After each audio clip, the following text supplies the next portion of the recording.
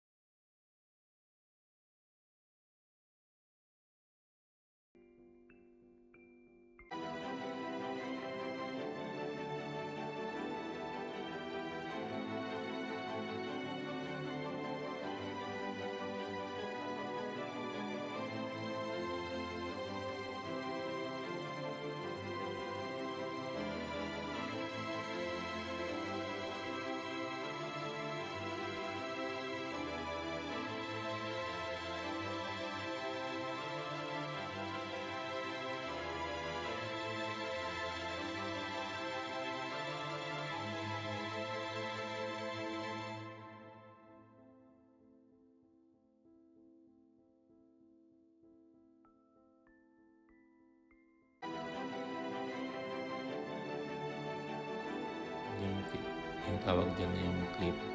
Yan dyan. Pag na-clip na yan dyan, yan yung naglalak para hindi maghiwalay.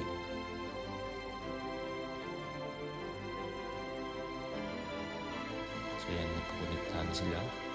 So ayan, nagdudugtungin na yan sila lahat para na mag-supply. So yun yung main supply papuntang drip.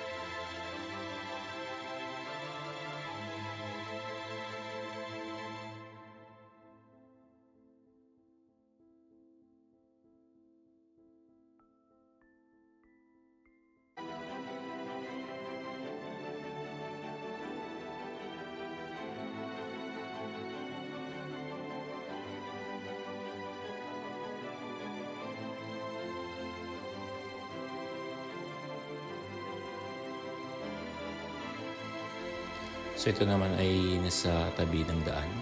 Kaya drip din to. So hindi mo na kailangan diligan ng kung ano-ano pa. So pakaandarin mo lang yung timer o yung manual doon na control. Magdi-deliver na lang siya ng tubig dyan. Yun talaga ang kagandahan ng drip irrigation. Sobrang tipid sa tubig. Yan. Ito ipapakita ko sa inyo yung satellite box o control box. Dito yun nilalagay yung control ng mga irrigation namin. So yung sa kabilang na dyan yung drip irrigation at saka sprinkler sa bawat area. So yan yung nagko-control. Isa sa controller niyan. Pero mayroon din kami isang control system na centralized. So yan, kung gusto mo pang matuto, mag-subscribe ka lang sa channel na to. Susunod, itatalakayin na naman natin yung sprinkler system, kung paano siya gumana. So kung ikaw ay nagtatrabaho sa golf course o landscaping na gusto mong matuto about irrigation, pwede kang mag-subscribe at mag-nood sa channel na to. At try ko yung best ko na mapaliwanag o yung magbigay kaalaman o technique para paganahin yung irrigation system.